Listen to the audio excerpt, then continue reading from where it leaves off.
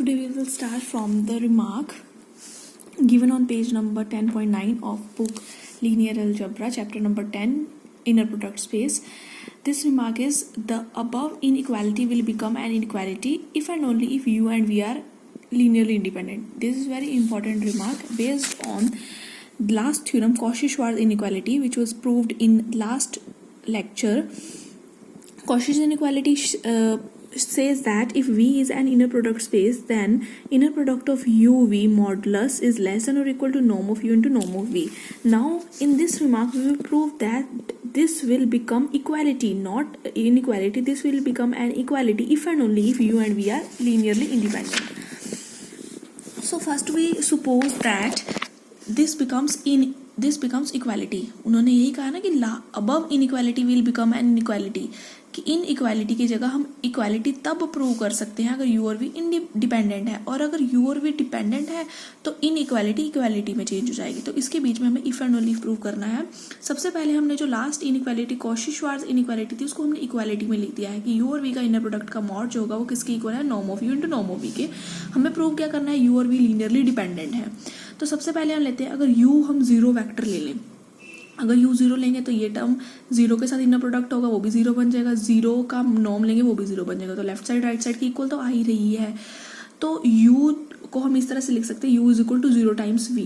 तो अगर एक दूसरे के स्केलर मल्टीपल में आ जाएं तो वो दोनों वैक्टर्स कैसे होते हैं, लीनियरली डिपेंडेंट. तो यहाँ से यू और वी लीनियरली डिपेंडेंट हो जाएंगे. दूसरा केस हम ये लेकर चलते हैं कि u not equal to zero है. अगर u not equal to zero है तो हमने इसी थ्योरम में यहाँ पर प्रूव किया था डब्ल्यू का यू के साथ इनर प्रोडक्ट. जब हमने लिया था कि u not equal to zero लिया था तब हमने प्रूव किया था डब्ल्यू का यू के साथ इनर प्रोडक्ट किसके इक्वल है, जीरो के इक्वल है. तो हमने यही देखा u not equal to zero, then as in above theorem डब्ल्यू का यू के साथ इनर प्रोडक्ट क्या है, जीरो. और हमें ये रिजल्ट पता है कि अगर कोई भी एलिमेंट ले, हम एक्स, ये यू और वी दो एलिमेंट्स हैं जिनका इनर प्रोडक्ट जीरो है बट वी जीरो के इक्वल नहीं है, तो इनर प्रोडक्ट जीरो आ रहा है. इसका मतलब क्या होगा कि यू एलिमेंट जो है वो जीरो के इक्वल होगा. और दो एलिमेंट्स का इनर प्रोडक्ट जीरो है, उनमें से एक element not equal to zero है, तो इसका मतलब सेकंड एलिमेंट जीरो के इक्वल होगा. तो सेम रिजल्ट यहाँ होल्ड करता है. डब्ल्यू का यू के साथ इनर प्रोडक्ट जीरो है बट हमें पता है कि u not equal to zero है. इसका मतलब क्या हुआ, डब्ल्यू किसके इक्वल होगा, जीरो के. और हमने इस थ्योरम में डब्ल्यू को क्या सपोज किया था, डब्ल्यू is equal to v minus inner product of v u into u divide में नॉर्म ऑफ यू स्क्वायर. तो हमने यहाँ पर डब्ल्यू की वैल्यू पुट किया है. ये डब्ल्यू की वैल्यू थी डब्ल्यू इज इक्वल टू जीरो. इसका मतलब वी इज इक्वल टू, ये लेफ्ट हैंड साइड पे जो टर्म है इसको राइट हैंड साइड पे लेकर चलेंगे.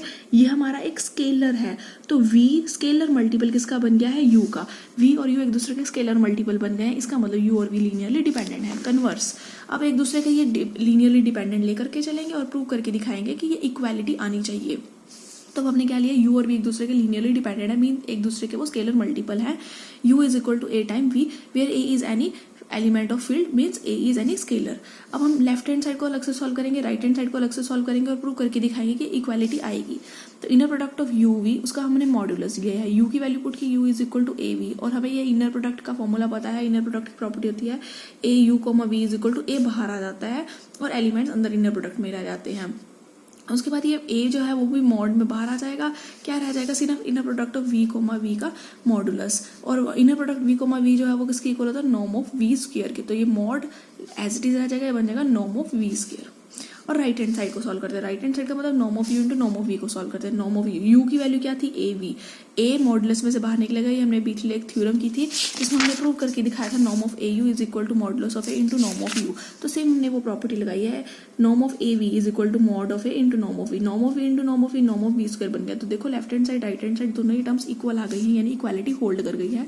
तो हमारे थ्योरम का प्रूफ कंप्लीट हो गया कि जो इनइक्वालिटी थी, कॉशी-श्वार्ट्ज इनइक्वालिटी जो ये थी, इसमें हमारे पास ये इनइक्वालिटी की जगह इक्वालिटी आ रही है. कब आ रही है, if and only if U and V are linearly dependent. Next हम प्रूव करेंगे ट्राइंगल इनइक्वालिटी. ट्राइंगल इनइक्वालिटी की स्टेटमेंट क्या है, if v is an inner product space then prove that norm of u plus v is less than और equal to norm of u plus norm of v. तो triangle inequality का हम prove यहाँ से start करते हैं. सबसे पहले हमने norm of u plus v का होल स्क्वायर सॉल्व किया है. सब नॉर्म का फॉर्मूला बता, नॉर्म ऑफ u किसके इक्वल होता है, inner product u comma u whole under the root. अगर हम इसका स्क्वायर करते हैं तो ये स्क्वायर के साथ ये अंडर रूट कैंसिल हो जाएगा और वो क्या बच जाता है, inner product of u comma u. तो norm of u square is equal to inner product of u comma u होता है. Similarly norm of u plus v का होल स्क्वायर है तो वो क्या बनेगा, inner product of u plus v comma u plus v. अब inner product की प्रॉपर्टी, सबसे पहले इसको किसी भी एक एलिमेंट को हम फिक्स कर सकते हैं, चाहे हमने सेकंड एलिमेंट को फिक्स करना चाहे सेकंड को फिक्स कर सकते हैं, अगर फर्स्ट को फिक्स करना चाहे तो फर्स्ट को फिक्स कर सकते हैं। जैसे हमने इसमें सेकंड को फिक्स किया है तो फर्स्ट के साथ ब्रेक किया है, हमने इस प्रॉपर्टी का यूज किया है A U plus B V comma W is equal to A time U comma W plus B time V comma W. अब अगर ए और बी दोनों ही 1 हो जाएं तो हमारे पास ये क्या बन जाएगा, u plus v comma W is equal to u comma W plus inner product of v comma डब्ल्यू। तो हमने ये एलिमेंट जो है ये हमारा u एज इट इज, ये v एज इट इज लिया है और इस एलिमेंट को हम मान करके चलते हैं कि ये हमारा एलिमेंट क्या है, w है। तो इसी प्रॉपर्टी का यूज करके लिया है u के साथ w का इनर प्रोडक्ट प्लस v के साथ w का इनर प्रोडक्ट, तो ये v के साथ w का इनर प्रोडक्ट। फिर सेम हमने अब ये इसी प्रॉपर्टी को अगर हम इस तरह से लिखे u कोमा वी प्लस डब्ल्यू, तब भी ये प्रॉपर्टी इसी तरह से होगी u कोमा वी का inner product plus u comma w का इनर प्रोडक्ट। तो सेम हमने यहाँ पर प्रॉपर्टी लगाई है u का u के साथ इनर प्रोडक्ट, फिर u का v के साथ इनर प्रोडक्ट प्लस v का u के साथ इनर प्रोडक्ट प्लस v का v के साथ इनर प्रोडक्ट। उसके बाद ये u कोमा u का इनर प्रोडक्ट ये नॉर्म ऑफ u स्क्वायर बन जाएगा, v का v के साथ इनर प्रोडक्ट ये नॉर्म ऑफ v स्क्वायर बन जाएगा। इसको एज इट इज रखा थर्ड टर्म को, ये वाली जो टर्म थी v कोमा u, इसको हमने लिख दिया u v का कॉन्जुगेट। जो हमारी फर्स्ट प्रॉपर्टी है वो यही कहती है u v का inner product is equal to v u के इनर प्रोडक्ट का कॉन्जुगेट। तो हमने v u का जो ये इनर प्रोडक्ट था इसको हमने लिया u v के इनर प्रोडक्ट का कॉन्जुगेट। ये first term second term as it is आ गई। हमें पता है z plus Z bar is equal to 2 time real part of z होता है, तो ये हमारा है z, ये है z के ऊपर बार, तो ये क्या आएगा 2 time real part of z। और उसके बाद हमारी प्रॉपर्टी होती है कि रियल पार्ट जो होगा, जो भी रियल पार्ट z का होगा वो हमेशा अपने जो भी टर्म होती है, जैसे अगर हमारे पास z कोई भी एक नंबर है, अगर हम उसका रियल पार्ट लें तो वो हमेशा अपने नंबर के मॉडुलस के हमेशा लेस होता है। तो real part of z is less than और इक्वल टू उस z का मॉड। तो रियल पार्ट ऑफ uv का inner product is less than और इक्वल टू uv के इनर प्रोडक्ट का mod which is less than और equal to norm of u into norm of v, क्योंकि ये कॉशी-श्वार्ट्ज इनइक्वालिटी से है। कॉशी-श्वार्ट्ज इनइक्वालिटी यही कहती है norm of inner product of uv का मॉड इज लेस देन और equal to norm of u into norm of v। तो यहाँ से प्रॉपर्टी क्या बनी, real part of inner product of uv is less than और equal to norm of u into norm of v। तो ये जो पार्ट था ये किससे लेस देन और इक्वल टू आ गया है, norm of u into norm of v। 2 as it is, first term as it is, second term as it is. तो ये क्या बन गया a square plus b square plus 2ab a b, तो ये ए प्लस बी का whole square का formula बन गया, ए प्लस बी का होल स्क्वायर। दोनों तरफ से अगर हम स्क्वेयरिंग कैंसिल करें तो यहाँ से स्क्वेयरिंग कैंसिल हो जाएगी, बनेगा norm of you plus V, बीच में लेस देन का साइन आ रहा है, लेस देन और इक्वल टू, यहाँ से स्क्वेयरिंग जब कैंसिल होगी वो क्या बन जाएगा, norm of you plus norm of v which is triangle inequality. Triangle inequality के बाद फिर हमारे पास इसी पेज पर 10.10 पेज पर ये एक ट्राइंगल इनइक्वालिटी के बाद एक रिमार्क दिया हुआ है, in an inner product space norm of u plus v is equal to norm of u plus norm of v, then u and v are linearly dependent. Cauchy Schwarz inequality triangle inequality क्या थी, norm of u plus v less than और equal to norm of u plus norm of v। अब इसमें क्या दिया हुआ है, इसमें ट्राइंगल इनइक्वालिटी की जगह ट्राइंगल इक्वालिटी दी हुई है, norm of u plus v is equal to norm of u plus norm of v। Prove क्या करना है, u और v लीनियरली डिपेंडेंट होंगे। तो सबसे पहले हमने जो गिवन है उसका यूज किया है, norm of u plus v is equal to norm of u plus norm of v। दोनों तरफ स्क्वेयरिंग करेंगे, इसकी स्क्वेयरिंग लेफ्ट साइड पे भी स्क्वेयरिंग की, राइट हैंड साइड पे भी स्क्वेयरिंग की। राइट हैंड साइड पे जब स्क्वेयर करते हैं तो ये a प्लस b का होल स्क्वेयर का फॉर्मूला बनेगा, a square plus b square plus 2ab, मतलब 2 time norm of u into norm of v। और जब लेफ्ट हैंड साइड है इसकी स्क्वेयरिंग हमने ऊपर सॉल्व कर रखी थी ट्राइंगल इनइक्वालिटी में, norm of u plus v का होल स्क्वेयर ये किसके इक्वल आया था, इक्वल करते करते हम यहाँ तक पहुंच गए थे। तो हमने यहाँ से ये वाला step norm of u plus v का whole square is equal to norm of u square plus norm of v square plus 2 time real part of inner product of uv, वो वहाँ से वैल्यू यहाँ सब्सटीट्यूट करती है। और right hand side पे जो है वो लेफ्ट हैंड साइड की टर्म्स कैंसिल हो रही है, नॉर्म ऑफ u स्क्वेयर दोनों तरफ से cancel, norm of v square दोनों तरफ से कैंसिल, यहाँ से एक टर्म रह जाएगी 2 time real part of uv और यहाँ से रह जाएगा 2 time norm of u into norm of v, वो 2 भी कैंसिल हो गया तो सिर्फ ये टर्म दोनों रह गई हैं। अब हम यहाँ से देखें तो ये वाली टर्म जो है norm of u into norm of v वो किसकी इक्वल आई है, रियल पार्ट ऑफ uv। और हमने पहले ही पिछले उसमें लिखा था रियल पार्ट ऑफ जो z होता है वो लेस देन और इक्वल होता है z के मॉडुलस से। तो real part of inner product of uv is less than और equal to inner product of uv का मॉड। तो सेम वही कंडीशन लगाई है, रियल पार्ट ऑफ uv का इनर प्रोडक्ट लेस देन और इक्वल टू uv के इनर प्रोडक्ट का मॉड। तो यहाँ से ये टर्म आ गई norm of u into norm of v, वो इससे लेस है, ये लिखा हुआ norm of u into norm of v term जो है वो लेस आ गई है इनर प्रोडक्ट ऑफ uv के मॉड से। और कॉशी-श्वार्ज़ इनइक्वालिटी ये थी। कॉशी-श्वार्ज़ इनइक्वालिटी ये जो इक्वेशन नंबर 2 है, कॉशी-श्वार्ज़ इनइक्वालिटी है जो हमने थ्योरम प्रूव की थी पीछे। यू वी का इनर प्रोडक्ट का जो मॉड होगा वो लेस देन और इक्वल टू होगा norm of u into norm of v से। तो यहाँ से इक्वेशन नंबर 1 और इक्वेशन नंबर 2 से हमारे पास क्या आ रही है, इक्वालिटी। बिकॉज एक बार अगर हमें लिख रहे हैं, सपोज ये ए टर्म है, ए इज लेस देन और इक्वल टू बी, और इक्वेशन नंबर 2 में हमारे पास क्या आ रहा है, ए इज ग्रेटर देन और equal to B, A less than और equal to B, A equal to B implies A is equal to B. एक ऐसा नंबर जो उससे लेस हो या इक्वल हो, ए लेस है या इक्वल है बी के, और यहाँ पर आ रहा है ए या ग्रेटर है या इक्वल है बी के, तो दोनों को अगर हम कंबाइन करें तो हमारे पास क्या आ रहा है, A is equal to B. तो इक्वेशन नंबर 1 और 2 से हमारे पास ये दोनों क्या आ गए हैं, इक्वल। और ये जब ये इक्वल आ रहे हैं, ये अभी हमने ये पिछले रिमार्क्स में प्रूव किया था कि अगर हमारे पास ये दोनों टर्म्स इक्वल आ जाती हैं तो u और v क्या थे, लीनियरली डिपेंडेंट। तो सेम ये वही टर्म आ गई, ये दोनों टर्म्स इक्वल आ गई हैं, तो पिछले रिमार्क से हमारे पास क्या आ गया, u और v लीनियरली डिपेंडेंट है। तो हमारा ये प्रूफ कंप्लीट हो गया है कि u और v क्या है, लीनियरली डिपेंडेंट। इसी की एक करोलरी आ जाती है, ये इसका स्पेशल केस आ जाता है कि इसका कन्वर्स होल्ड नहीं करता है। इसका मतलब क्या हुआ कि अगर ये दोनों टर्म्स इक्वल थी तो u और v लीनियरली डिपेंडेंट थे। अब हम क्या लेंगे, u और v लीनियरली डिपेंडेंट अगर होंगे तो जरूरी नहीं है कि ये दोनों टर्म्स हमारे पास क्या होंगे, दोनों इक्वल होंगे। तो उसके लिए हमने एक एग्जाम्पल दिया है, u को लिया 1 0 -1, v को लिया -2 0 2। R3 के एलिमेंट है और v को हम देख सकते हैं v is equal to -2 time u के इक्वल आ रहा है। इसको -2 से अगर मल्टीप्लाई कर दे तो v किसके इक्वल आ जाएगा, -2 टाइम u के इक्वल आएगा। तो यानी कि v और u एक दूसरे के स्केलर मल्टीपल है, इसलिए ये लीनियरली डिपेंडेंट है। तो v और u एक दूसरे के लीनियरली डिपेंडेंट तो आ गए हैं, बट हम देखेंगे कि ये इक्वेशन जो है वो होल्ड नहीं करती है। तो उसके लिए हमने क्या निकालना है, नॉर्म ऑफ u निकालना है, नॉर्म ऑफ v निकालना है और norm of u plus v solve करना है। नॉर्म ऑफ u सॉल्व किया, नॉर्म ऑफ u क्या आएगा, 1 × 1 प्लस 0 × 0 प्लस -1 × -1, तो वो सॉल्व करके √2 आ गया। सिमिलरली नॉर्म ऑफ v क्या आएगा, -2 × -2 प्लस 0 × 0 प्लस 2 × 2, वो ये आया। और u प्लस v ऐड करते हैं तो ये आता है। फिर नॉर्म निकालना है उसका, u प्लस v का नॉर्म निकालेंगे, वो क्या आएगा, √ में -1 × -1 प्लस 0 × 0 प्लस 1 × 1। तो norm of u plus norm of v वो किसके इक्वल आएगा, 3√2 के, 2√2 प्लस √2 3√2, और norm of u plus v क्या है, √2। तो हमारी जो ये लेफ्ट हैंड साइड है ये √2 आ रही है और जो राइट हैंड साइड है ये 3√2 आ रही है, यानी ये दोनों साइड्स इक्वल नहीं है। तो इसका मतलब इसका कन्वर्स होल्ड नहीं करता है। ये जो थ्योरम है v vector v be an inner product space u v belongs to v such that inner product of u v का modulus is equal to norm of u into norm of v doesn't show that u and v are linearly dependent। ये वही same corollary है हमारी, पिछले जो हमने corollary prove की थी, ये जो रिमार्क प्रूव किया था, इसमें हमने यही कहा था कि इक्वालिटी अगर होगी तो u और v क्या होना चाहिए, लीनियरली डिपेंडेंट। तो हमने यही लिया हुआ, यहाँ पर इक्वालिटी ली है और क्या प्रूव किया है, u और v कैसे हैं, लीनियरली डिपेंडेंट प्रूव किया है। तो यानी हमने ये वाला सेम पार्ट प्रूव करके दिखाना है। यानी इसके लिए हमने अबव थ्योरम का जो ये लिया हुआ w का u के साथ इनर प्रोडक्ट 0 के इक्वल है, ये वाला जो पार्ट है ये हमने इसी थ्योरम से यहाँ तक शो करके दिखाना है। तो इन्होंने यही सेम वही चीज़ w का u के साथ इनर प्रोडक्ट 0 के इक्वल शो करके दिखाया है। पिछले थ्योरम की तरह वो पिछला थ्योरम का प्रूफ सेम किया, यानी कॉशी-श्वार्ज़ इनइक्वालिटी जो हमने प्रूव की थी वो कॉशी-श्वार्ज़ इनइक्वालिटी इन्होंने दोबारा से वहीं से प्रूव करके दिखाया है। नेक्स्ट एग्जाम्पल नंबर 8 है, if v is vector space of all polynomials over the unit interval 0 less than और equal to t less than और equal to 1, f and g belongs to v and inner product on v is defined by this. v के दो elements लिए हैं और v के ऊपर inner product इस तरह से डिफाइन किया है, और फाइंड आउट क्या करना है, इनर प्रोडक्ट f का g के साथ और norm of g find out करना है। f दिया हुआ है, g दिया हुआ है, तो f और g का इनर प्रोडक्ट डिफाइन कर रखा है, इस तरह से है। f ऑफ t की वैल्यू सब्सटीट्यूट करेंगे, g ऑफ t की वैल्यू सब्सटीट्यूट करेंगे, इन दोनों का प्रोडक्ट करेंगे, उसकी इंटीग्रेशन करेंगे विद रिस्पेक्ट टू t और अपर लिमिट और लोअर लिमिट्स पुट करेंगे, ये आ जाएगा f और g का इनर प्रोडक्ट।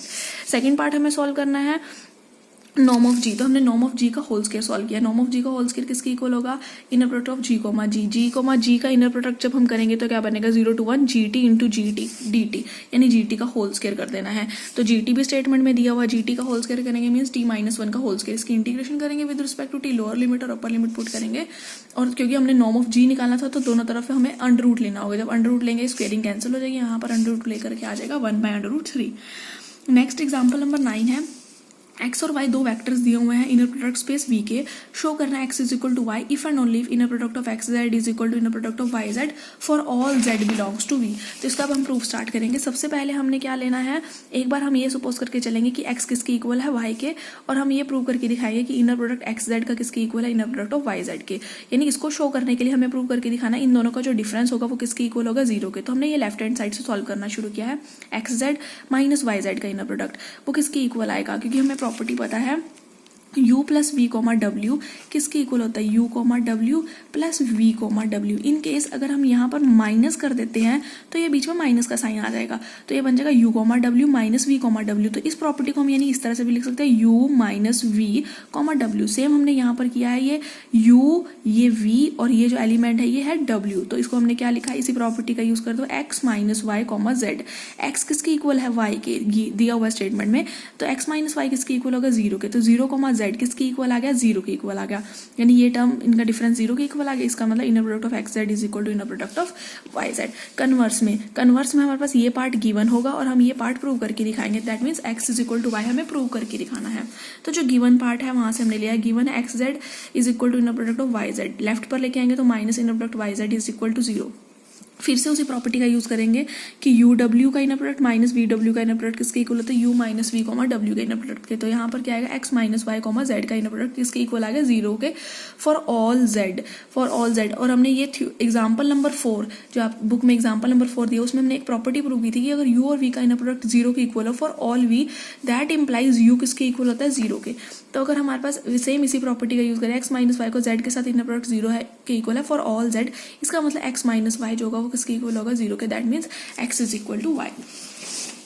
उसके बाद हमारे पास एग्जाम्पल नंबर 10 है, if alpha and beta are vectors in an inner product space then show that norm of alpha plus beta whole square plus norm of alpha minus beta whole square is equal to 2 time norm of alpha square plus 2 time norm of beta square. बहुत ही easy property है, हमने norm को solve करना शुरू करना है। Norm of alpha plus beta का होल स्क्वायर वो क्या बनेगा, जैसे अभी हमने लिखा था norm of you square. Norm of you square क्या होता है, inner product of U comma U, तो norm of alpha plus beta का होल स्क्वायर वो किसके इक्वल होगा, inner product alpha plus beta comma alpha plus beta, इसके equal होगा। तो फिर नेक्स्ट वही हमने सेम इनको सॉल्व कर देंगे, पहले सेकंड एलिमेंट को फिक्स रखेंगे, फर्स्ट को ब्रेक कर देंगे, अल्फा का inner product alpha plus beta के साथ, फिर बीटा का inner product alpha plus beta के साथ। अब इसको भी स्प्लिट करेंगे, अल्फा का अल्फा के साथ इनर प्रोडक्ट, फिर अल्फा का बीटा के साथ इनर प्रोडक्ट, प्लस जो सेकंड ब्रैकेट है वो भी सॉल्व करेंगे, बीटा का अल्फा के साथ इनर प्रोडक्ट, बीटा का बीटा के साथ इनर प्रोडक्ट। ये नॉर्म ऑफ अल्फा स्क्वायर बनेगा, ये नॉर्म ऑफ बीटा स्क्वायर बनेगा। इसको सेकंड टर्म और थर्ड टर्म को हम एज इट इज रख देंगे। Similarly norm of alpha minus beta का होल स्क्वायर, पहले वो बनेगा inner product alpha minus beta, alpha minus beta बनेगा। फिर सेकंड को फिर से फिक्स रखेंगे, इसको ब्रेक करेंगे, अल्फा का inner product alpha minus beta के साथ, फिर माइनस बीटा, माइनस बाहर आ गया, बीटा का inner product alpha minus beta के साथ। अब सिमिलरली अल्फा का अल्फा के साथ इनर प्रोडक्ट, फिर बीच में साइन माइनस का है, माइनस अल्फा का बीटा के साथ इनर प्रोडक्ट, माइनस बीटा का अल्फा के साथ inner product, minus minus plus beta का बीटा के साथ inner product. Norm of alpha square, norm of beta square, second term और third term as it is. अभी हमारे पास लेफ्ट हैंड साइड के लिए हमने norm of alpha plus beta का होल स्क्वायर और norm of alpha minus beta का होल स्क्वायर, इन दोनों इक्वेशंस को ऐड करना है, यानी इक्वेशन नंबर 1 और इक्वेशन नंबर 2 को हम जब ऐड करेंगे तो ये अल्फा बीटा का इनर प्रोडक्ट अल्फा बीटा के इनर प्रोडक्ट के साथ कैंसिल हो जाएगा, बीटा अल्फा का इनर प्रोडक्ट बीटा अल्फा के इनर प्रोडक्ट के साथ कैंसिल हो जाएगा। Norm of alpha square plus norm of alpha square वो बन जाएगा 2 norm of alpha square, norm of beta square plus norm of beta square वो बन जाएगा 2 time norm of beta square. तो ये हमारी इक्वेशन प्रूव हो जाती है। और इस लॉ को, जो इस इक्वेशन को है वो हम पैरेललोग्राम लॉ बोलते हैं। ज्योमेट्रिकल इसकी इंटरप्रिटेशन दे रखी है। ज्योमेट्रिकल इंटरप्रिटेशन में क्या लेते हैं, हम एक पैरेललोग्राम ड्रॉ किया है जिसके हमने पॉइंट्स, कॉर्नर पॉइंट्स जो लिए हैं वो एंड पॉइंट्स लिए हैं P Q R S. Parallelogram की प्रॉपर्टी होती है कि ऑपोजिट साइड्स इक्वल होती है, जैसे पी क्यू जो होगा वो किसके इक्वल होगा, एस आर के। इधर से ये जो आर क्यू साइड है वो किसकी इक्वल होगी, एस पी के इक्वल होगी। और जो डायगोनल एलिमेंट्स होते हैं वो ये सम बन जाएंगे इसके, जैसे कि हमारा जो ये डायगोनल है पी आर, ये डायगोनल बनेगा, ये जो साइड्स है इन दोनों का सम अल्फा प्लस बीटा, और जो ये डायगोनल होगा वो इन दोनों का डिफरेंस होगा, वो अल्फा माइनस बीटा के इक्वल होगा। तो पी आर वही लिखा हुआ, पी आर किसके इक्वल है, अल्फा प्लस बीटा के, और एस क्यू जो है वो किसके इक्वल है, अल्फा माइनस बीटा के इक्वल है। वो कह रहे हैं अगर हम पी आर का स्क्वायर करें प्लस एस क्यू का स्क्वायर करें तो वो क्या बनेगा, पी आर का स्क्वायर प्लस एस क्यू का स्क्वायर। ये पिछली प्रॉपर्टी में प्रूव कर रहे हैं, मतलब इसी थ्योरम का यूज कर रहे हैं। ये अल्फा प्लस बीटा क्या बन गया, पी आर, तो ये बन गया पी आर का स्क्वायर, प्लस ये अल्फा माइनस बीटा किसके इक्वल था, एस क्यू, तो ये बन गया एस क्यू का square is equal to 2 time ये अल्फा जो था वो क्या था, पी क्यू, तो ये बन गया पी क्यू का स्क्वायर, प्लस ये जो हमारी साइड थी ये हमारी साइड बीटा का स्क्वायर हमने उसको क्या लिख दिया, क्यू आर का स्क्वायर, 2 टाइम्स, तो एज इट इज चलेगा। तो यहाँ पर ये 2 टाइम पी क्यू, ये पी क्यू और एस आर इक्वल है, तो p q is equal to s r के इक्वल है। तो p q plus p q अगर लिखें, ये 2 पी क्यू का स्क्वायर भी एस आर के स्क्वायर के इक्वल होगा, तो इस 2 पी क्यू स्क्वायर को क्या लिख सकते हैं, P Q square plus p Q square. तो पी क्यू स्क्वायर प्लस एक पी क्यू स्क्वायर की जगह हमने क्या सब्सटीट्यूट कर दिया, एस आर स्क्वायर, तो ये p Q square plus R S या एस आर स्क्वायर। और ऐसे सिमिलरली 2 क्यू स्क्वायर था, क्यू आर जो है वो किसके इक्वल है, पी एस के इक्वल है, तो एक क्यू आर स्क्वायर लिख दिया और एक की जगह क्या लिख दिया, एस पी या पी एस स्क्वायर। ये हमारी लेफ्ट हैंड साइड, ये जो ये वाली साइड थी वो ये रही, और P R square plus S Q square as it is आ गया। तो ये हमारा पैरेललोग्राम लॉ बनता है। पैरेललोग्राम लॉ क्या कहता है, अगर हम चारों डायगोनल एलिमेंट, ये जो चारों साइड्स हैं पैरेललोग्राम की, चारों साइड्स हैं, इनका अगर हम स्क्वायर करके सम कर दें, यानी ये side alpha square beta square plus alpha square plus beta square, वो किसके इक्वल होगी, सम ऑफ डायगोनल एलिमेंट्स का स्क्वायर, डायगोनल एलिमेंट्स के स्क्वायर का सम कर दें। डायगोनल एलिमेंट यानी अल्फा माइनस बीटा का होल स्क्वायर और ये अल्फा प्लस बीटा का होल स्क्वायर, इनको ऐड कर दें तो ये सारे इक्वल होंगे। तो ये हमारा पैरेललोग्राम लॉ है।